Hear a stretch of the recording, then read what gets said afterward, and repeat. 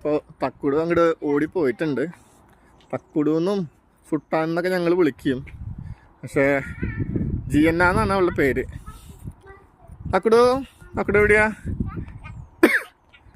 ആ തക്കുടുവിൻ്റെ ഫുൾ പേര് പറഞ്ഞേ, ഫുൾ നെയിം. ആ ഓക്കെ, ബാ. ദേ ബ്ലാക്ക് ബെറി നിൽക്കണ് എന്താ? ബ്ലാക്ക് ബെറി കണ്ട നീ? ഇപ്പോൾ കുറേ ബ്ലാക്ക് ബെറി ഉണ്ടായിട്ടുണ്ട് ഇവിടെ.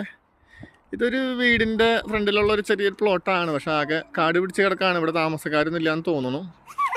പക്ഷേ ഇതൊക്കെ ഇവിടെ കാട് പിടിച്ച പോലെ ഉണ്ടായി നിൽക്കുന്ന സാധനം.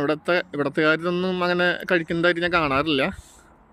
നമ്മൾ പിന്നെ നാട്ടിൻ പ്രദേശങ്ങളിൽ ഈ പറഞ്ഞ പോലെ പണ്ട് കാലത്ത് തൃശ്ശൂർ ഭാഗങ്ങളിലൊക്കെ ഉള്ളവർക്കറിയാം, മുള്ളൻ പഴം എന്നൊക്കെ പറയും. അതിങ്ങനെ ഈ കാട് പിടിച്ച പോലെ സ്ഥലത്ത് ഉണ്ടാവുന്നതാണ്.